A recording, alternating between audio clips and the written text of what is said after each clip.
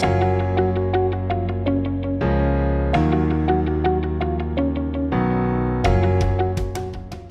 you so much for joining me today. Thank you. Can you start by pronouncing your name for us? Sure, it's Andrea Palm, like the tree. Excellent. So first question is, can you tell me where you were born? A little bit about where you grew up and Sure. Stuff like that. Sure. I was born in the Adirondack Park in upstate New York, a little tiny town called Star Lake. So I actually grew up on a lake, not unlike Wisconsin. And so happy to be here in a place that feels relatively familiar to my childhood. Lots of snowy days in upstate New York. I learned to ice skate on a outdoor rink that was flooded by the volunteer fire department in the middle of the night, so the ice was ready before school started.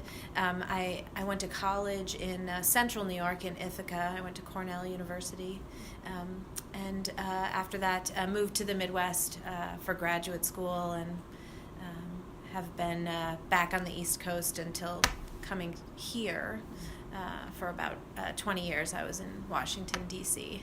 Oh, where did you go to grad school, if you don't mind me asking? Sure. I went to Washington University in St. Louis. And do you mind if I ask what you studied in undergrad and also specifically at WashU? Sure. My undergrad was in what we called human services studies. So it was sort of a combination of nonprofit management as well as direct service. It was linked to their social work program at Cornell. Okay. I forgot to ask, how old are you right now? I am 46. 46, all right. I want to transition now to talk a little bit about your job history. You were most recently in the Obama administration, correct? Can you tell me a little bit more about what you did there? Sure. I had the good fortune of being in on day one at the Department of Health and Human Services, and was there for the entire administration. I shut the lights off on the way out the door in January of 2017. I had a number of roles at HHS. I started in what would be familiar to folks here as the Ledge Liaison role at the Department of Health and Human Services. I served as what we called a counselor to the secretary, which was predominantly like a policy advisor role. I focused on our public health agencies, so like the FDA, the NIH agencies on that side of the portfolio of HHS. HHS did loan me to the White House for 1 year of my time at HHS, and in that role I worked on the public health stuff as well as the Affordable Care Act implementation pieces. And then when I came back to HHS after my year at the White House, I was I served as the chief of staff to the department, and then in my final role it was a role called a senior counselor, and I sort of sat in the leadership team, working predominantly on cross-cutting priorities and initiatives of the department. So I was our lead for the work we were doing to address the opioid epidemic. I was point on our work related to the vice president's cancer initiative, and some other things where you needed CDC, you needed CMS, you needed NIH, you needed different components of the department. And so through my role on the leadership team, I was able to sort of bridge across the department to do that work.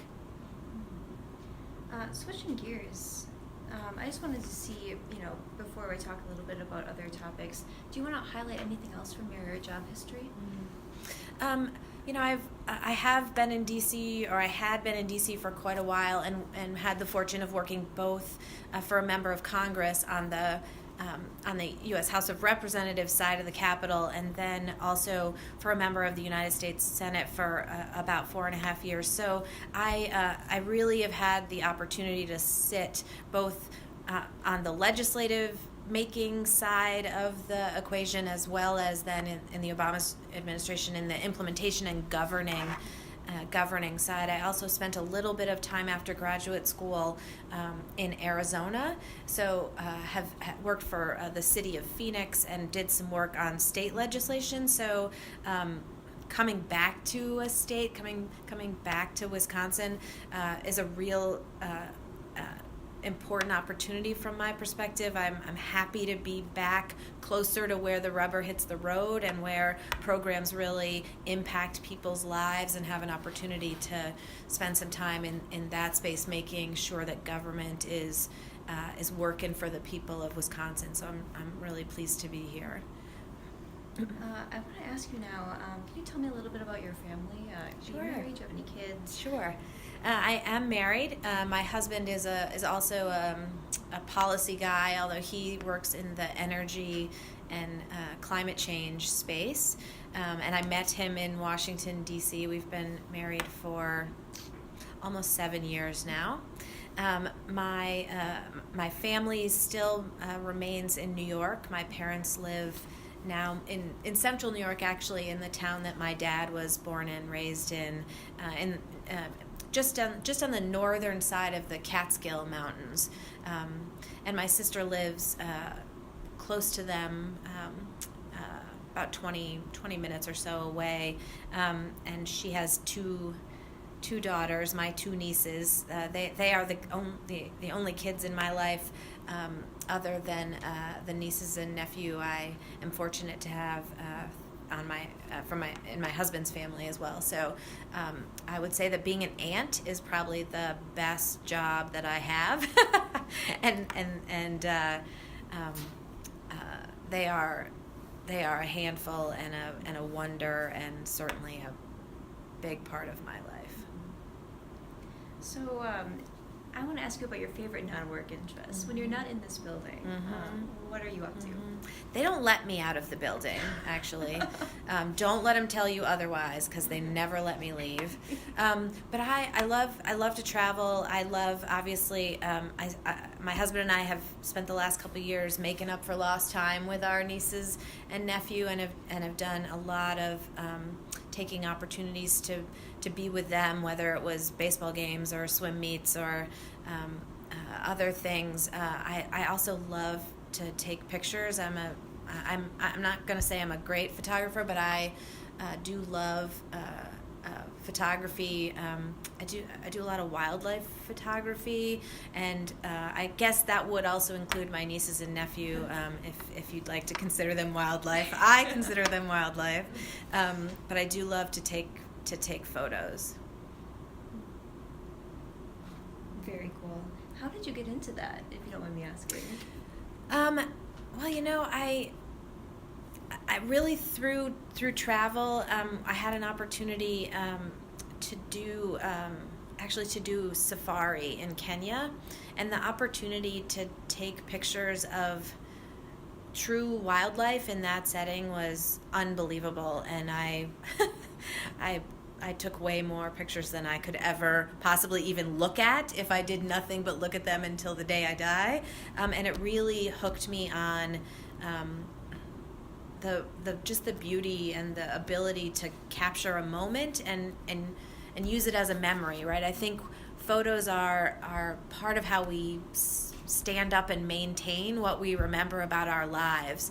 And when you look back at photos, it brings back not only that particular moment, but how you felt about it and what happened right before and right after. And so I really enjoy sort of capturing those memories, and my family has very much begun to rely on me as the chronicler of our family times together as well.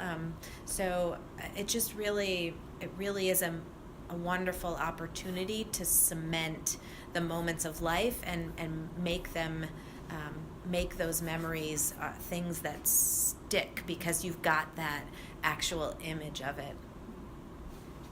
All right, transitioning to some questions now. Can you tell me why you were interested in joining the Ebers administration?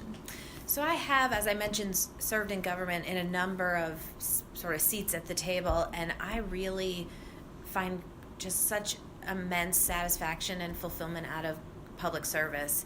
I think that government has a real role to play. It's not the solver of all problems, but government needs to work for the people that it serves, and I just have had an unbelievable privilege of doing that in a number of ways.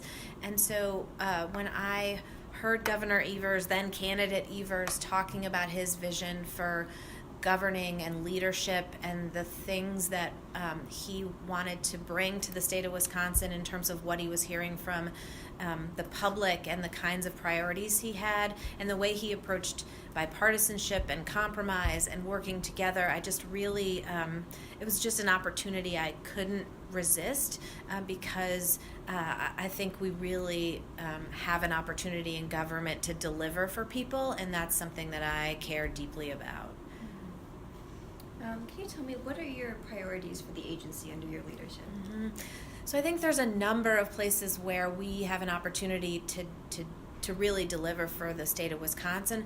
Obviously, our biggest priority is the expansion of the Medicaid program to cover an additional 82,000 folks in Wisconsin and pull down this federal money that we've been leaving on the table for a very long time to invest in healthcare for everybody, not just for folks who are served by the Medicaid program. So I think our ability to make those investments not only is really important on the coverage side of things, but really will help us build on what is a historic and important legacy for Wisconsin. We've been healthcare innovators and real leaders in healthcare in Wisconsin for a long time, and this federal money will allow us to do important things to build on that legacy. And for me personally, some of those priorities lie in the behavioral health space.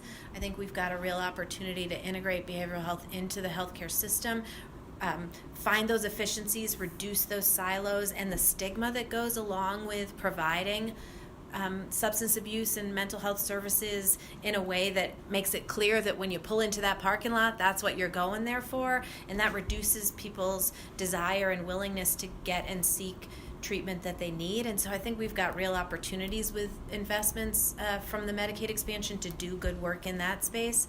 I also think we have a real obligation as an aging individual and as a state that's aging and a workforce that's aging to think long term about what we need to serve folks in long-term care, specifically home and community-based services, institutional settings like nursing homes, assisted living. How are we thinking strategically about where we need to be in 10 years or 15 years so that the investments we make now prepare us for where we need to be, again, so we're serving the people of Wisconsin.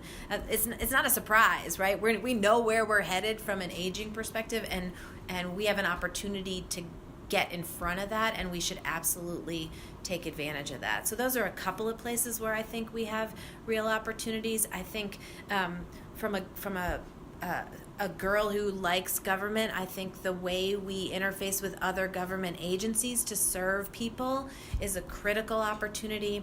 You know, the Department of Children and Families serves very similar and in many cases the exact same families that we serve here at the Department of Health Services. How are we doing a better job together so that interface with those families is as seamless and invisible as possible to them? How are we getting out of the way so that they get what they need and are successful? Same with the Department of Corrections. We have considerable overlap. Some of the folks coming out of corrections facilities who we then are working with in the community, whether it's because they need health care, because they are in need of other food share, other services that we provide. How are we reducing barriers to their success by working better with DOC to do those kinds of things? So I think those are, some of the opportunities I see. Public health, a fundamental function of government, whether it's a measles outbreak, whether it's flooding, we have a role to play to make sure that the citizens of this state have access to what they need to recover and be resilient and get back to their normal everyday lives. And so those are functions that need to work, and they're critical, and they're sort of invisible to the public until you need them. And we want to make sure that when our our time comes to step up because of, again, a measles outbreak or some other thing, that we're ready to flex and be a part of the solution for the people of this state.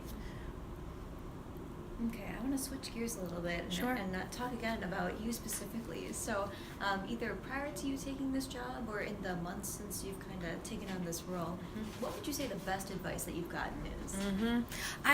It's funny. In thinking about this question, I think the best and the worst advice I got is exactly the same thing, and that was buy a parka.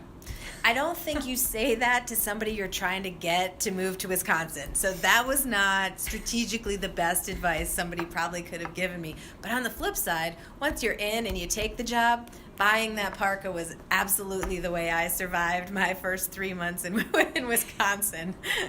And I'm grateful. It was a rough winter for you, honestly. It was, it was a rough winter for everybody. So I really had to, like I said, go back to my upstate New York roots and pull out all my old DNA about how you get through a winter. But the parka was a prime way for me to be successful for sure. Great. Well, thank you so much for your time. I really appreciate it. Thank you. I appreciate it.